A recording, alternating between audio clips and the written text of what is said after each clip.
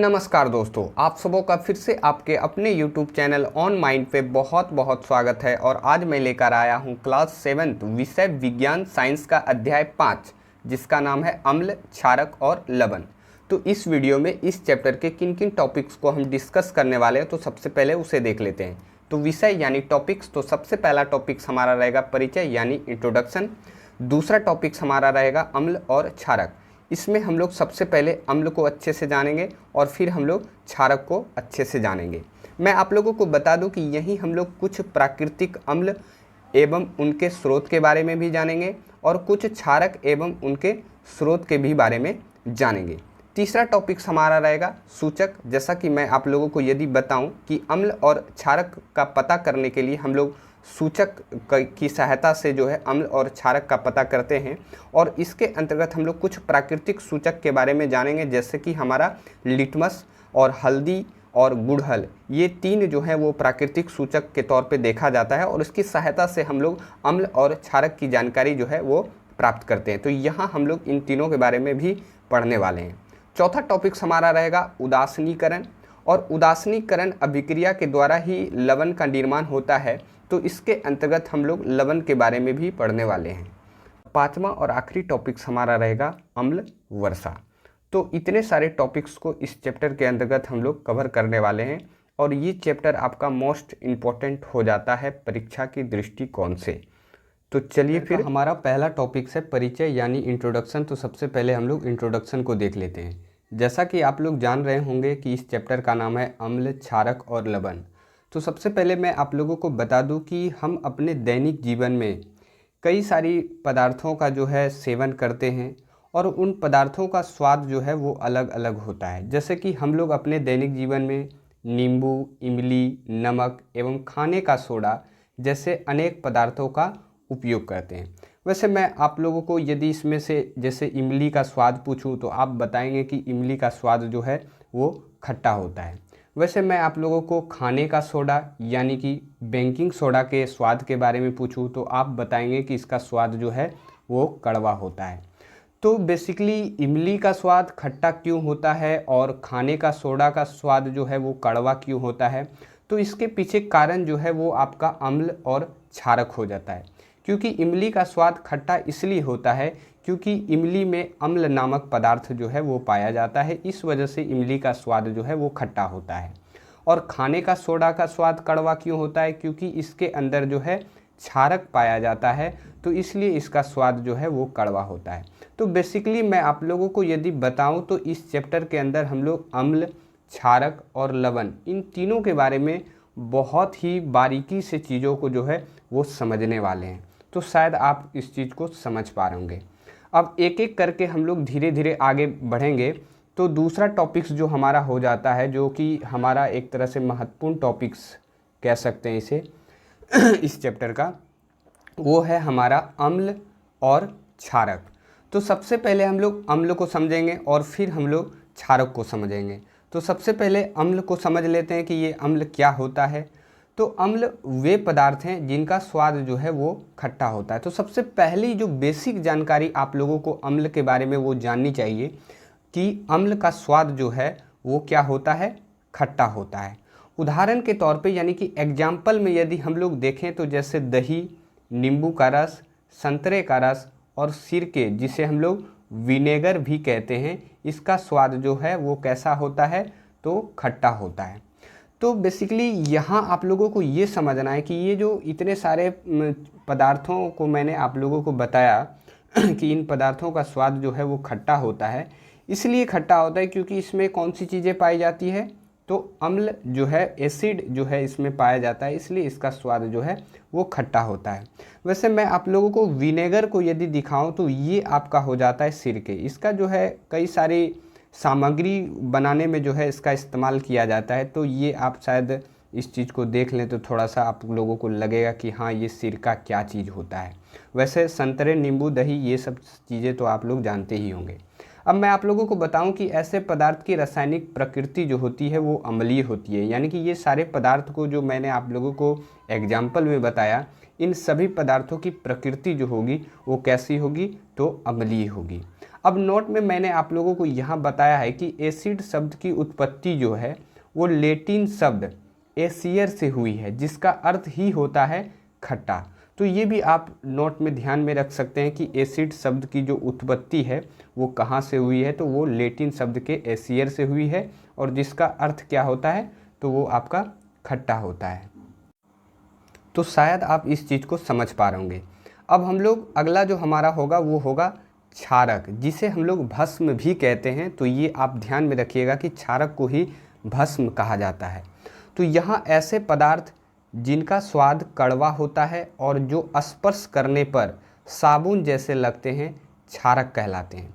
यानी कि क्षारक के बारे में यहाँ बताया जा रहा है कि ये स्वाद में जो है वो कड़वा होता है, और इसे आप यदि छुएं तो आपको ये साबुन जैसे लगते हैं। तो समझिएगा कि वो पदार्थ जो है आपका क्या है, तो क्षारक है। तो ये महत्वपूर्ण पॉइंट हो जाता है क्षारक के बारे में। जैसे एग्जाम्पल के तौर पे देखें तो खाने का सोडा ये आपका हो जाता है, और चूने का पानी और साबुन ये सभी जो हैं वो आपके क्षारक पदार्थ हैं। तो ये सभी में क्या होता है, क्षारक जो है वो पाया जाता है। तो ये आप ध्यान में रखिएगा। कभी कभी क्या होता है कि डायरेक्ट पूछ लिया जाता है कि चूने का पानी अम्ल होता है कि क्षारक होता है, तो ये आप ध्यान में रख सकते हैं कि ये क्षारक होता है। अब इन पदार्थों की प्रकृति क्षारकीय कहलाती है, क्योंकि स्वाभाविक सी बात है यदि इसमें क्षारक पाया जा रहा है तो इसकी प्रकृति जो होगी वो कैसी होगी, तो क्षारकीय होगी। अब मैं आप लोगों को बताऊं कि नोट में यहाँ मैंने बताया है कि कभी कभी क्या होता है कि क्षारक को ही क्षार बोला जाता है शॉर्ट में। तो आप समझिएगा कि क्षार कब बोलेंगे, तो जल में घुलनशील क्षारक को ही क्षार कहते हैं। तो ये थोड़ा सा आप लोगों को कन्फ्यूजन ना हो, तो इसलिए मैंने यहाँ इसे नोट में थोड़ा सा पॉइंट कर लिया है, ताकि आप लोग समझ पाएँ कि क्षार को क्षार क्यों कहा जाता है। ये जब जल में घुलनशील होता है तो इसे हम लोग क्षार कहते हैं। तो शायद आप इस चीज़ को समझ पा रहे होंगे। अब हम लोग यहाँ जो है कुछ प्राकृतिक अम्ल एवं उनके स्रोतों को देखेंगे, और ये आपका एग्ज़ाम की दृष्टिकोण से मोस्ट इम्पोर्टेंट जो है ये चीज़ें जो है वो होंगी। तो आप थोड़ा सा इसे ध्यान में रखिएगा और अच्छे से हम लोग एक एक करके इसको समझते हैं। तो सबसे पहले यहाँ आपका कुछ अम्ल के नाम दिए गए हैं, और किस में ये अम्ल पाए जाते हैं ये नाम जो है इधर दिए गए हैं। तो सबसे पहला जो हमारा अम्ल है वो है एसिटिक अम्ल, और ये जो एसिटिक अम्ल है ये सिरका में पाया जाता है। सिरका क्या होता है मैंने आपको पीछे बता रखा है। फिर दूसरा आपका हो जाता है फॉर्मिक अम्ल, और ये आपका चींटी का जो डंक होता है उसमें पाया जाता है। फिर तीसरा आपका हो जाता है साइट्रिक अम्ल, और ये आपका संतरा और नींबू में पाया जाता है। फिर आपका हो जाता है लैक्टिक अम्ल, और ये आपका दही में पाया जाता है। और फिर आपका हो जाता है ऑक्जेलिक अम्ल, और ये आपका पालक में पाया जाता है।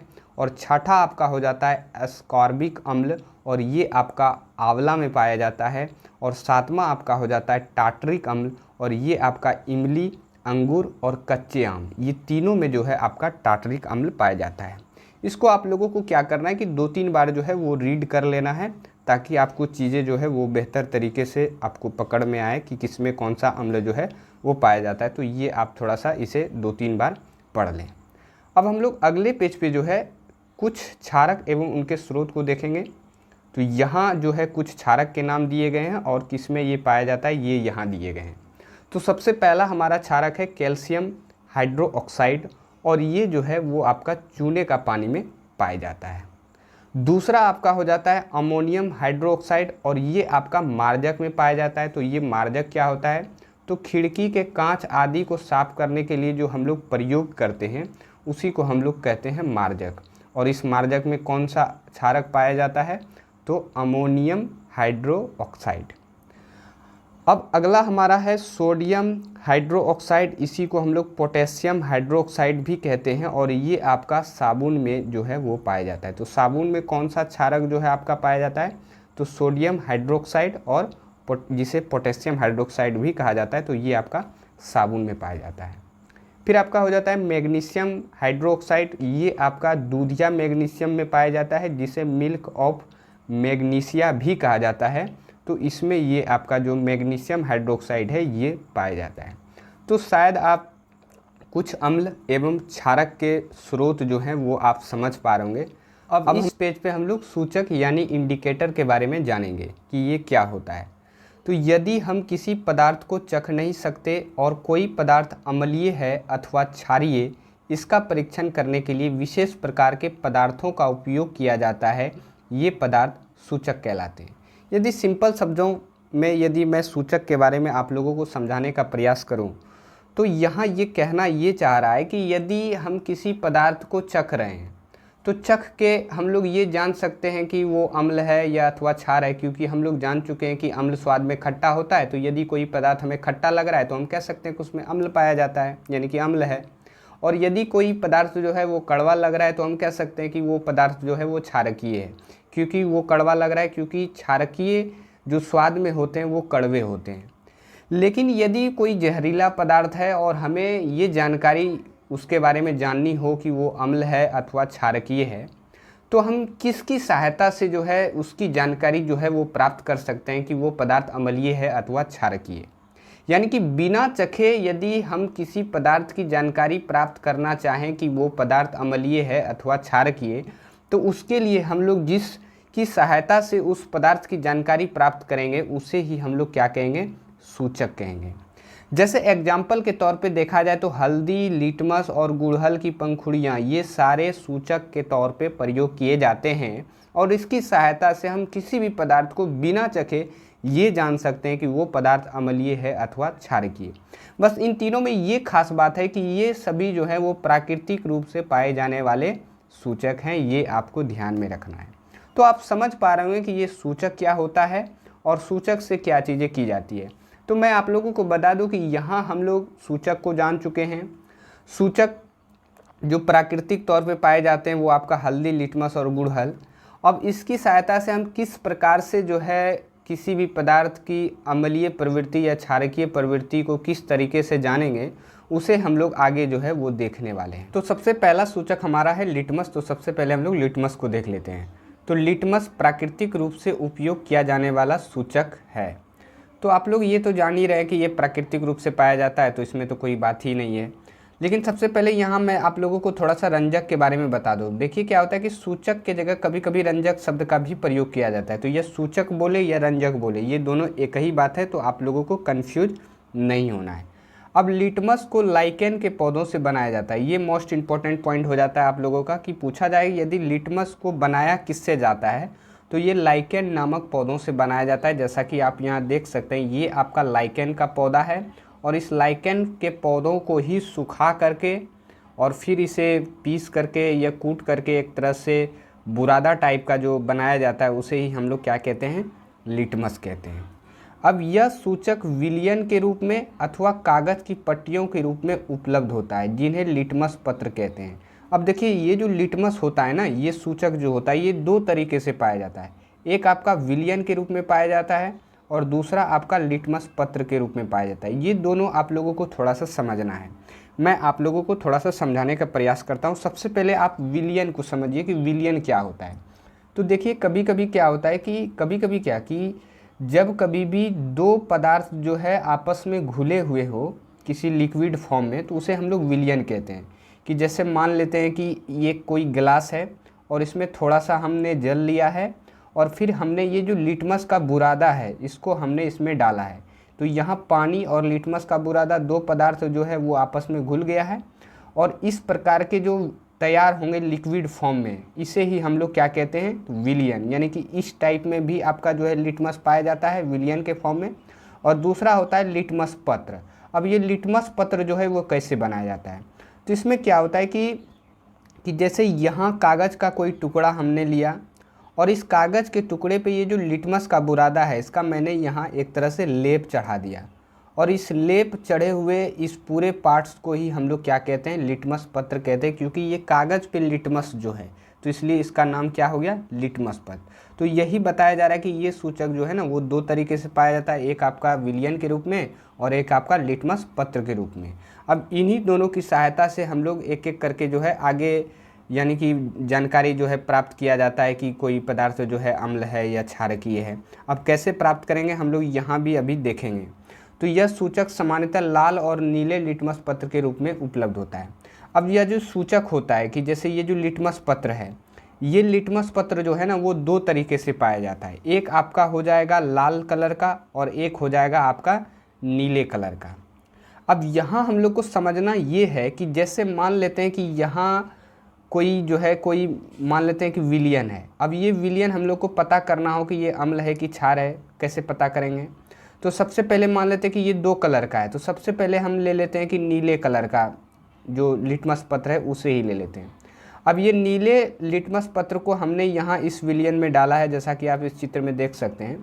तो यहाँ जैसे मैंने नीले कलर का इसमें डाला तो आप देख सकते हैं कि ये लिटमस पत्र जो है वो किस में बदल गया? लाल में बदल गया। तो इससे ये समझ में आ रहा है कि ये जो विलियन है ना, ये विलियन अम्लीय है, क्योंकि अम्ल की ही खास बात है कि वो नीले लिटमस पत्र को कैसा कर देगा? लाल कर देगा।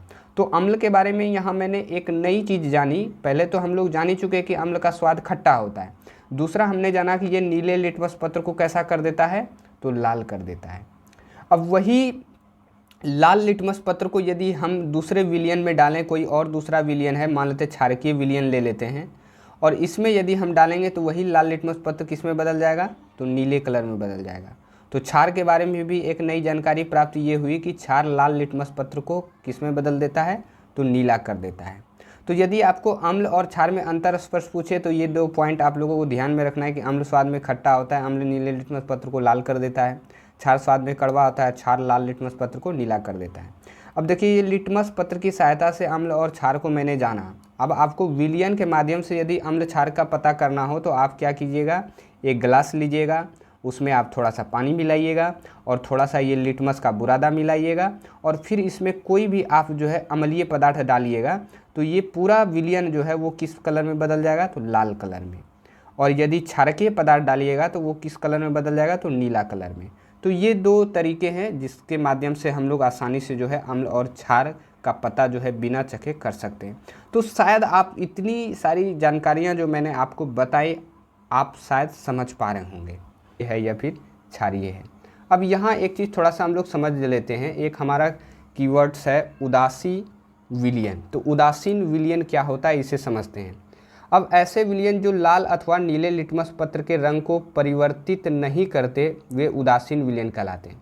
अब आप कोई विलियन ऐसा पाते हैं जिसमें आप नीले कलर का भी लिटमस पत्र यदि डालते हैं तो कोई परिवर्तन नहीं होता है, लाल लिटमस पत्र को भी डालते हैं तो कोई परिवर्तन नहीं होता है, तो उसे आप समझिएगा कि वो कैसा विलियन है? यानी कि उदासीन विलियन है। यानी कि ना तो उसमें अम्ल है और ना ही वो क्या है? क्षारीय है। यानी कि उदासीन विलियन वाले पदार्थ ना तो अम्लीय होते हैं और ना ही क्षारीय होते हैं। जैसे एग्जाम्पल के तौर पे देखें तो आसुत जल जो होता है ये आपका एक तरह से उदासीन है, क्योंकि इसमें आप ना तो कोई अम्ल है और ना ही कोई क्षारीय है, क्योंकि आप इसमें कोई भी लिटमस पत्र डालते हैं तो उसमें कोई भी परिवर्तन नहीं होता है। और इससे हमें ये पता चलता है कि इसमें ना तो अम्लीय है और ना ही क्षारीय है। यदि कोई ना अम्लीय है और ना ही क्षारीय है तो उसे हम लोग क्या कह सकते हैं? उदासीन कह सकते हैं। तो शायद आप इस चीज़ को समझ पा रहे होंगे कि ये उदासीन विलियन क्या होता है। अब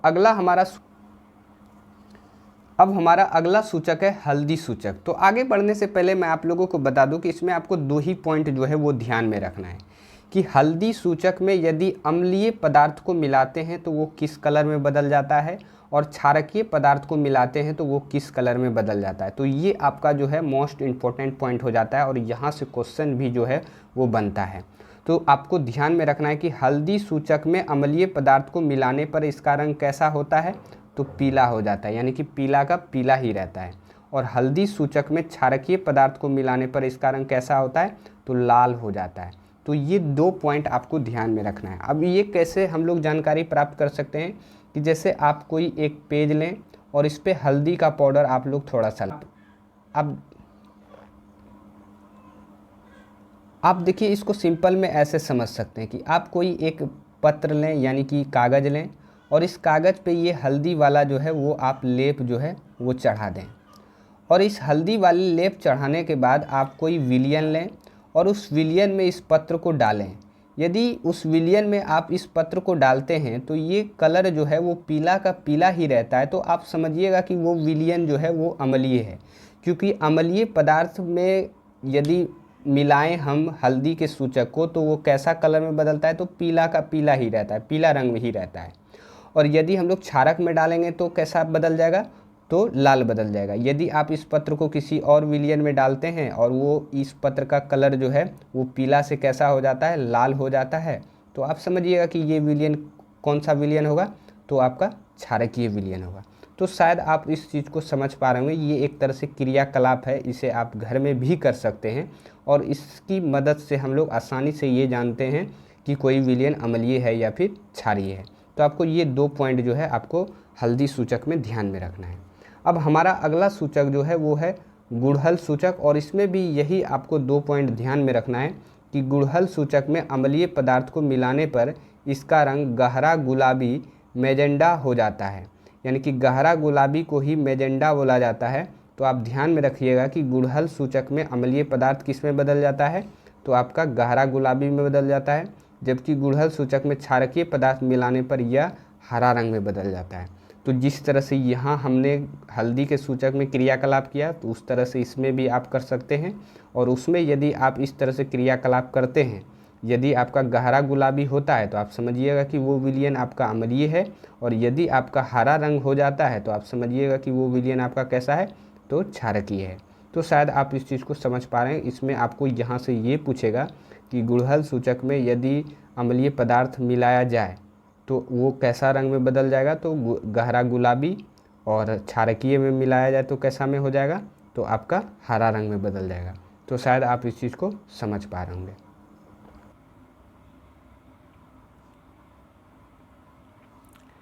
अब पीछे जो हमने 3 सूचकों के बारे में पढ़ा, वो तीनों सूचक जो थे वो प्राकृतिक सूचक थे। अब इस पेज पे हम लोग एक कृत्रिम सूचक को देख लेते हैं। कृत्रिम यानी कि जो इंसान यानी कि मानवों के द्वारा बनाया जाता है, उसे हम लोग कृत्रिम बोलते हैं। तो यहाँ जो एक फिनोल्फ्थीन जो पदार्थ है, इसका उपयोग भी जो है सूचक के तौर पे किया जाता है। और इसमें आपको 2 बातें जो है वो ध्यान में रखनी है, और यहीं से क्वेश्चन जो है पूछा जाता है कि जैसे कि सबसे पहले हम लोग क्रियाकलाप करते हैं कि यहाँ आप इस चित्र के माध्यम से देख सकते हैं कि ये जो आपका कांच का ग्लास है, इसमें हाइड्रोक्लोरिक अम्ल आपका है। यानी कि हाइड्रोक्लोरिक अम्ल कहने का मतलब यानी कि इसमें एक अम्ल है, और इस ग्लास में आपका जो है सोडियम हाइड्रोक्साइड, जिसका रासायनिक सूत्र NaOH होता है, और ये आपका एक क्षारीय ग्लास है। और यहाँ आप ये जो शीशे में आप देख पा रहे होंगे ड्रॉप टाइप का, ये आपका जो है वो है फिनोल्फ्थीन। ये जो है पानी के कलर का इस तरह से लिक्विड फॉर्म में ये पाया जाता है। यदि आप इस फिनोल्फ्थीन विलयन को इस अम्ल में यदि डालें तो इस पे जो है इसका कोई प्रभाव जो है वो नहीं पड़ेगा, और ये रंगहीन रहेगा। यानी कि इसमें इस कलर में कोई परिवर्तन जो है वो आपको देखने को नहीं मिलेगा। और आप इस फिनोल्फ्थीन विलयन को जैसे ही एक बूंद आप जो है कि क्षारीय चीज़ों में यानी कि इसमें आप डालें, तो आप देखेंगे कि इसका कलर जो है वो आपको गुलाबी कलर का हो जाएगा। यानी कि फिनोल्फ्थीन जो पदार्थ है, इसका प्रभाव सिर्फ आपको क्षारीय पदार्थों में देखने को मिलता है, अम्ल पे इसका कोई प्रभाव जो है वो नहीं होता है। तो आप लोगों को 2 बातें ये ध्यान में रखनी है कि जब फिनोल्फ्थीन विलयन जब अम्लीय होता है तो यह रंगहीन होता है, यानी कि इसमें कोई कलर नहीं होता है, और जब फिनोल्फ्थीन विलयन जब क्षारीय होता है तो यह गुलाबी रंग देता है। यानी कि क्षारकीय पदार्थों में ये कैसा रंग देगा, गुलाबी। तो ये आपको ध्यान में रखना है कि अम्ल में ये रंगहीन होता है और क्षारक में ये कैसा होता है, तो ये गुलाबी कलर का होता है। तो शायद आप इस चीज़ को समझ पा रहे होंगे। अब हमारा अगला जो टॉपिक है वो है उदासीनीकरण। तो हम लोग यहाँ उदासीनीकरण को समझते हैं। जैसा कि मैंने आपको फिनोल्फ्थीन जो एक कृत्रिम सूचक था उसके माध्यम से हम लोगों ने देखा कि किस तरह से अम्ल और क्षारक में जो है फिनोल्फ्थीन विलयन का क्या प्रभाव पड़ता है, और उसमें हम लोगों ने एक अम्ल को लिया था और एक क्षारक को लिया था। यहाँ उदासीनीकरण का मतलब ये होता है कि किसी अम्ल और किसी क्षारक के बीच होने वाली अभिक्रिया को उदासीनीकरण कहलाती है। यानी कि उदासीनीकरण अभिक्रिया इसको हम लोग कहेंगे। जैसा कि पीछे हमने जो हाइड्रोक्लोरिक अम्ल लिया था और सोडियम हाइड्रोक्साइड लिया था, अब इसी एक अम्ल और इस क्षारक को यदि हम बराबर मात्रा में इसको उचित मात्रा में मिलाएं, तो आप देखेंगे कि वो जो लिक्विड होगा, वो जो विलयन होगा, वो कैसा होगा, उदासीन होगा। यानी कि उस पर ना तो अम्ल होगा और ना ही क्षार होगा। तो उसी को हम लोग क्या कहते हैं, उदासीन कहते हैं। और ये अभिक्रिया एक प्रकार से होती है, क्योंकि इस अभिक्रिया के माध्यम से और भी कई नए पदार्थ बनते हैं, तो इसलिए हम लोग इसे उदासीनीकरण कहते हैं। यानी कि सिंपल शब्दों में आप इसे ये समझिएगा कि जब किसी अम्ल और क्षारक के विलयन को उचित मात्रा में मिलाया जाता है तो विलयन की प्राकृतिक ना तो अम्लीय रहती है और ना ही क्षारीय रहती है। अम्ल और क्षार के बीच होने वाली इस अभिक्रिया को ही क्या कहते हैं? उदासीनीकरण अभिक्रिया कहते हैं। तो शायद आप इस चीज़ को समझ पा रहे होंगे। तो यहाँ अम्ल और क्षारक के बीच आपस में आप इस चीज़ को मिलाएं उचित मात्रा में, तो आप देखेंगे कि यहाँ आपको लवण प्राप्त होगा, यानी कि एक नए पदार्थ लवण का निर्माण होगा। उसके साथ साथ जो है कि जल भी जो है इससे निकलेगा, और इसके साथ साथ इसमें क्या निकलती है? तो ऊष्मा निकलती है। आप लोगों को इसमें उदासीनीकरण में 2 पॉइंट जो है ध्यान में रखना है कि उदासीनीकरण अभिक्रिया में सदैव जो है ऊष्मा निकलती है, तो यहाँ आप देख भी सकते हैं। और उदासीनीकरण अभिक्रिया में नया पदार्थ बनता है जिसे क्या कहते हैं? तो लवण कहते हैं। तो यहाँ आपसे यदि ये पूछे कि उदासीनीकरण अभिक्रिया में नया पदार्थ क्या बनता है, तो लवण बनता है। और कौन सी चीज़ें निकलती है? तो ऊष्मा निकलती है। अब नोट में आप लोगों को ध्यान में रखना है कि ये जो लवण बनता है ना, ये अम्लीय भी हो सकता है, आपका क्षारीय भी हो सकता है, अथवा उदासीन प्रकृति का भी हो सकता है। यानी कि ये तीनों चीज़ें जो है वो हो सकती है, ये आपका जो लवण है। अब यहाँ मैंने एग्जाम्पल के तौर पे ये जो है आपको यहाँ बता रखा है इस अभिक्रिया को। जैसे हाइड्रोक्लोरिक अम्ल जो है ये आपका एक अम्ल है, और सोडियम हाइड्रोक्साइड ये आपका एक क्षार है। यदि इसको आप बराबर मात्रा में किसी विलयन में मिलाएं तो वो विलयन कैसा होगा? उदासीन होगा। और इन दोनों के बीच जो वो अभिक्रिया होगी, और उस अभिक्रिया से कई नए पदार्थों का निर्माण होता है जिसे हम लोग उदासीनीकरण कहते हैं। और इसमें जो निर्माण होगा आपका सोडियम क्लोराइड यानी कि NaCl, जिसे साधारण नमक भी कहा जाता है। और इसके साथ साथ आपका जल भी बनेगा, और इसके साथ साथ इसमें क्या निकलेगी? तो ऊष्मा निकलेगी। अब इस तरह से समीकरण के माध्यम से हम उदासीनीकरण को शॉर्ट में समझ सकते हैं। वैसे यहाँ मैं एक चीज़ें आपको और बता दूँ कि ये जो तो हमारे दैनिक जीवन में उदासीनीकरण का बहुत सारे उपयोग हैं। उस उपयोग को ही हम लोग उदाहरण के तौर पे एक एक करके जो है इस पेज से जो है वो देखने वाले हैं। तो सबसे पहला जो उदासीनीकरण का उदाहरण हम लोग अपाचन को देखेंगे, और यहाँ जो है उदासीनीकरण का उपयोग किया जाता है इस चीज़ को ठीक करने के लिए। तो सबसे पहले मैं बता दूँ कि अपाचन क्या होता है। तो हमारे आमाशय यानी कि पेट में हाइड्रोक्लोरिक अम्ल पाया जाता है, जो भोजन के पाचन में सहायक होता है। यानी कि यहाँ आप देखें तो ये आपका मुंह है, और ये आपका जो है पाचन नली है, और ये जो आप देख रहे हैं ये आपका आमाशय है। और इसी आमाशय में आपका HCl नामक जो पदार्थ है वो पाया जाता है, यानी कि अम्ल पाया जाता है। और ये अम्ल जो है हम लोग जो भोजन करते हैं उस भोजन को पचाने में ये अम्ल जो है वो सहायक होता है। परंतु जब आमाशय में अम्ल की मात्रा बढ़ जाती है तो अपाचन हो जाता है। यानी कि यही अम्ल जब अत्यधिक मात्रा में कभी बढ़ जाता है हमारे पेट में, तो हमें जो है वो अपाचन यानी कि इनडाइजेशन की समस्या जो है वो होती है। तो इस अम्ल को बढ़ने के लिए, जैसा कि पीछे हम लोगों ने उदासीनीकरण में क्या होता है कि जब किसी अम्ल में और किसी क्षार को बराबर मात्रा में मिलाया जाता है तो वो क्या हो जाता है? उदासीन हो जाता है, यानी कि बैलेंस हो जाता है। तो यहाँ अम्ल की मात्रा बढ़ी हुई है, तो आप लोग जवाब दीजिए, आप लोग सोचिए कि इसमें हम लोग क्या इसको दें जो ये ठीक होगा। तो किसी प्रकार का इसे यदि क्षार दिया जाए तो ये जो है अपाचन से जो है निदान जो है वो मिल सकता है, यानी कि ये चीज़ें जो है वो ठीक हो सकती है।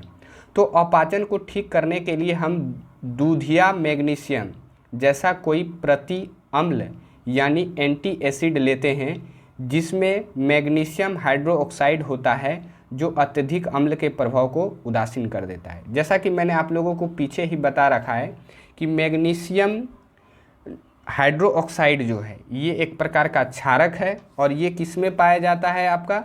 तो ये आपका मिल्क ऑफ मैग्नीशिया में पाया जाता है। मैग्नीशियम हाइड्रोक्साइड किस में पाया जाता है? तो मिल्क ऑफ मैग्नीशिया, जिसे दूधिया मैग्नीशियम भी कहते हैं। तो ये एक प्रकार का प्रति अम्ल कहलाता है, और इस प्रति अम्ल की सहायता से ये जो अपाचन की समस्या है इसे जो है वो ठीक किया जा सकता है।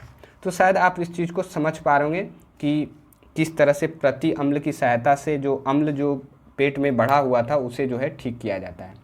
यानी कि आमाशय की बड़ी अम्लता को उदासीन करने के लिए हम लोग प्रति अम्ल, जो कि एक प्रकार का क्या है, ये क्षारक है, इसकी सहायता से हम इस चीज़ को ठीक करते हैं। तो शायद आप इस चीज़ को समझ पा रहे होंगे। तो इस तरह से ये पहला हमारा उदाहरण था उदासीनीकरण का।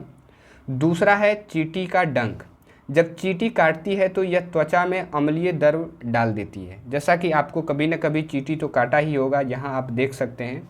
तो चींटी काटने के बाद हमें जो है एक तरह से लहर या एक तरह से पीड़ा जो है वो हमें देखने को मिलता है। और उस पीड़े के पीछे का कारण ये है कि आप लोग जानते हैं कि चींटी के डंक में जो है वो फॉर्मिक नामक अम्ल पाया जाता है, और उसी फॉर्मिक अम्ल जो द्रव टाइप का होता है वो हमारे त्वचा के अंदर चला जाता है, और वही त्वचा के अंदर जाने के बाद जो है हमें एक तरह से पीड़ा यानी कि दर्द जो है वो महसूस होता है। अब इस दर्द से निदान करने के लिए अम्ल यानी कि हमारे त्वचा में बढ़ रहा है, तो हमें किसी ने कोई क्षार का जो है उपयोग करके इस चीज़ को हम लोग ठीक कर सकते हैं, क्योंकि क्षार के माध्यम से ही इसे जो है उदासीनीकरण किया जाता है यानी कि बैलेंस किया जाता है। तो डंक के प्रभाव को खाने का सोडा, जिसे सोडियम कार्बोनेट कहा जाता है, अथवा केलेमाइन विलयन मिलाकर उदासीन किया जा सकता है। तो ये जो खाने का सोडा है, जिसे सोडियम कार्बोनेट भी कहा जाता है, ये आपका क्षारक है। और ये जो केलेमाइन विलयन है, ये एक प्रकार का घोल होता है जिसमें जो है जिंक कार्बोनेट जो है वो पाया जाता है। ये भी एक प्रकार का क्षार ही होता है, और इससे जो है जहाँ आपको काटा गया है वहाँ आप इसे जो है लगाएं तो आपको वो क्या कर देगा, उदासीन कर देगा, और उससे आपकी पीड़ा जो है वो जो है आराम, मतलब एक तरह से राहत जो है आपको मिल जाएगी। तो इस तरह से जो है यहाँ भी उदासीनीकरण का प्रयोग करके जो है इस चीज़ को ठीक किया जाता है। यहाँ मैंने नोट में बताया कि केलेमाइन विलयन घोल में जिंक कार्बोनेट होता है, तो ये बातें भी आप लोग ध्यान में रख सकते हैं कि केलेमाइन विलयन जो होता है उसमें क्या पाया जाता है, तो जिंक कार्बोनेट। जिंक कार्बोनेट क्या होता है, एक प्रकार का क्षार है यानी कि क्षारक है। अब आगे हम लोग मृदा के उपचार में किस तरह से उदासीनीकरण का उपयोग किया जाता है तो यहाँ समझेंगे। तो रासायनिक उर्वरकों का अत्यधिक उपयोग मृदा को अम्लीय बना देती है। कभी कभी क्या होता है कि रासायनिक यानी कि खाद का जो प्रयोग ज़्यादा करने से मृदा जो है वो अत्यधिक अम्लीय हो जाती है, और यदि मृदा अत्यधिक अम्लीय अथवा अत्यधिक क्षारीय हो तो पादपों की वृद्धि अच्छी नहीं होती। यदि मिट्टी जो होता है, मृदा, जिसे मृदा को ही मिट्टी कहा जाता है, तो मिट्टी में यदि अम्ल की मात्रा बढ़ी हुई हो या क्षार की मात्रा बढ़ी हुई, ये दोनों चीज़ें यदि बढ़ी हुई है तो पादपों यानी कि पेड़ पौधों की वृद्धि जो है वो अच्छी नहीं होगी। यानी कि बैलेंस यानी कि उदासीन रहना बहुत ज़रूरी है। तो इस बैलेंस, इस मिट्टी में बढ़े अम्ल और क्षार को बैलेंस करने के लिए हम लोग क्या करेंगे, तो जब मृदा अत्यधिक अम्लीय होती है तो उसे बिना बुझा हुआ चूना यानी कैल्शियम ऑक्साइड अथवा बुझा हुआ चूना, जिसको कैल्शियम हाइड्रोक्साइड भी कहते हैं, जैसे क्षारकों से ठीक किया जाता है। यानी कि यहाँ कहने का मतलब ये हुआ कि यदि मिट्टी में अम्ल की मात्रा बढ़ी हुई है तो हम लोग क्षारक का प्रयोग करेंगे। कौन कौन से क्षारक, तो बिना बुझा हुआ चूना, इसका जो रासायनिक नाम होता है वो होता है कैल्शियम ऑक्साइड, और बुझा हुआ चूना, इसका जो रासायनिक नाम होता है वो होता है कैल्शियम हाइड्रोक्साइड। इन दो क्षारकों की सहायता से हम बढ़े मिट्टी में जो अम्ल की मात्रा जो है बढ़ी हुई है उसे हम लोग उदासीन कर सकते हैं, यानी कि उस चीज़ को ठीक कर सकते हैं। तो शायद आप इस चीज़ को समझ पा रहे हैं। वैसे यदि क्षार की मात्रा बढ़ी हुई है तो उसके लिए हम लोग क्या करेंगे, तो यदि मृदा क्षारीय हो तो इसमें जैव पदार्थ यानी कि एक तरह का कंपोस्ट खाद होता है जो एक तरह से घर में बनाया जाता है, उस खाद को मिलाए जाते हैं। जैव पदार्थ मृदा में अम्ल निर्मुक्त करते हैं जो उसकी क्षारीय प्रकृति को उदासीन कर देता है। यानी कि ये जो कंपोस्ट खाद होता है इसमें अम्ल पाया जाता है, और यही अम्ल जो है मिट्टी में ये क्या करते हैं, निर्मुक्त करते हैं यानी कि छोड़ते हैं, और उस अम्ल के माध्यम से ही क्षारीय प्रकृति जो मिट्टी में बढ़ी हुई थी उसे ये क्या करते हैं, उदासीन कर देते हैं, यानी कि एक तरह से कह सकते हैं कि बैलेंस कर देते हैं, ठीक कर देते हैं। तो इस प्रकार से उदासीनीकरण का उपयोग करके हम लोग मिट्टी को जो है वो सही कर सकते हैं। तो शायद आप इस चीज़ को समझ पा रहे होंगे। अब हम लोग कारखानों का अपशिष्ट को समझ लेते हैं कि यहाँ भी जो है उदासीनीकरण का उपयोग जो है वो किया जाता है। तो यहाँ किस तरह से, तो अनेक कारखानों के अपशिष्ट यानी कि कचरे में अम्लीय पदार्थ मिश्रित होते हैं। जैसा कि आप लोग जानते हैं कि फैक्ट्रियों में बहुत ज़्यादा जल का उपयोग किया जाता है, और उस जल का जो कचरा होता है उसमें बहुत ज़्यादा जो है बड़े बड़े नाले के माध्यम से जो है उसे वहाँ से निकाला जाता है, और इसमें जो है अम्लीय पदार्थ जो है वो अत्यधिक होता है। यदि ये अम्लीय पदार्थ, ये पानी जो है धीरे धीरे नदी में जाता है, और नदी में यदि जाएगा तो अम्ल की मात्रा बढ़ाएगी, और अम्ल की मात्रा यदि बढ़ी तो जो भी जलीय जीव होंगे नदी में, जैसे कि मछली जो भी होंगे, उसको जो है नुकसान पहुंच सकता है, यानी कि उसकी मृत्यु हो सकती है। तो इससे ये होता है कि नदी में जाने से पहले इस पानी को जो है एक तरह से उदासीन कर दिया जाए, यानी कि बैलेंस कर दिया जाए, ताकि ये नदी में जब मिले तो किसी भी जीव को जो है वो नुकसान ना पहुँचे। तो अतः कारखानों के अपशिष्ट को जलाशय व नदियों में जाने से पहले क्षारीय पदार्थ मिलाकर उदासीन किया जाता है, कि यहाँ भी जो है क्षारीय पदार्थ मिलाया जाता है ताकि वो जो है एक तरह से उदासीन हो जाए और ना ज़्यादा अम्ल रहे और ना ज़्यादा क्षारीय रहे। तो इस तरह से जो है यहाँ उदासीनीकरण का उपयोग किया जाता है। तो शायद आप इस चीज़ को भी समझ पाएंगे। अब इस चैप्टर का हमारा आखिरी जो टॉपिक्स है वो है अम्ल वर्षा, यानी कि एसिड रेन। तो सबसे पहले हम लोग समझते हैं कि आखिर अम्ल वर्षा जो है वो क्या होती है। तो जब वर्षा जल में अम्ल की मात्रा अत्यधिक होती है तो वह अम्ल वर्षा कहलाती है। यानी कि वर्षा जो होती है उसमें अम्ल की मात्रा यदि बढ़ गई है और उस प्रकार की जो वर्षा होगी उसे हम लोग क्या कहते हैं, अम्ल वर्षा। अब अम्ल वर्षा ये कैसे होता है, तो इसको समझने के लिए पहले आपको नोट में जो मैंने यहाँ बात बताई है उसे समझना होगा कि वायु को प्रदूषित करने वाली कुछ गैसें हैं, जैसे कि carbon dioxide CO2, sulphur dioxide SO2 एवं नाइट्रोजन डाइऑक्साइड आपका NO2। ये 3 प्रमुख गैसें हैं जो वायुमंडल को प्रदूषित करती है, और ये कारखानों वगैरह वगैरह चीज़ से जो है ये गैसें जो है वो निकलती है। और इन गैसों की वजह से ही जो है वर्षा जल अम्लीय इसलिए हो जाता है क्योंकि कार्बन डाइऑक्साइड जो है वो सल्फर डाइऑक्साइड और नाइट्रोजन डाइऑक्साइड जैसी गैसें जब वर्षा में घुलकर ये कार्बनिक अम्ल, सल्फ्यूरिक अम्ल और नाइट्रिक अम्ल बनाती है, और फिर जो वर्षा होती है उसे हम लोग एसिड रेन कहते हैं। पहले तो देखिए ये जो 3 गैसें हैं, ये 3 गैसें जैसे ही वायुमंडल में जाएगी तो वायुमंडल को प्रदूषित करेगी, और ये जब जल के साथ मिलती है तो ये एक प्रकार का अम्ल बनाती है। जैसे कि कार्बन डाइऑक्साइड यदि जल के साथ मिलेगी तो ये कार्बनिक अम्ल बनाती है, सल्फर डाइऑक्साइड जल के साथ मिलेगी तो सल्फ्यूरिक अम्ल बनाएगी, और नाइट्रोजन डाइऑक्साइड जल के साथ मिलेगी तो नाइट्रिक अम्ल बनाएगी। और तीनों अम्ल के बनने से जो पानी के साथ फिर वर्षा होगा, इसलिए हम लोग कहते हैं इसे एसिड रेन यानी कि अम्ल वर्षा, क्योंकि ये जो है यहाँ बहुत अधिक अम्ल जो है वो बढ़ा हुआ है, इसलिए इस प्रकार का जो वर्षा होता है उसे हम लोग अम्ल वर्षा कहते हैं। तो शायद आप इस चीज़ को समझ पा रहे हो। तो यहाँ आपको ये बातें ध्यान में रखना है कि कौन सा प्रदूषित गैस होता है और कौन कौन सा गैस जो है अम्ल वर्षा में सहायक होता है। ये क्वेश्चन जो है वो पूछा जाता है। अब अम्ल वर्षा से भवनों, ऐतिहासिक इमारतों, पौधों और जंतुओं को क्षति पहुंचा सकती है। यानी कि ये जो वर्षा होती है ना अम्ल टाइप का, ये यदि किसी इमारत पे यदि गिर रहा हो तो वो इमारत जो है वो टूट सकता है धीरे धीरे। किसी पेड़ पे यदि गिर रहा हो तो वो पेड़ जो है वो पीला पड़ सकता है या वो ख़त्म हो सकता है। तो इस तरह से जंतुओं पे यदि गिरेगा तो उसे भी बीमार कर सकता है, उसे भी कोई ना कोई नुकसान जो है वो पहुंचा सकता है। तो इस तरह से ये काफ़ी जो है एक तरह से निगेटिव पॉइंट है अम्ल वर्षा का। तो इसलिए आप शायद इस चीज़ को समझ पा रहे होंगे कि इससे काफ़ी ज़्यादा जो है वो नुकसान पहुंचता है अम्ल वर्षा से। तो ये हमारा छोटा सा प्रयास आप लोगों को कैसा लगा आप हमें कमेंट सेक्शन में ज़रूर बताइएगा, और नेक्स्ट चैप्टर में फिर मिलते हैं।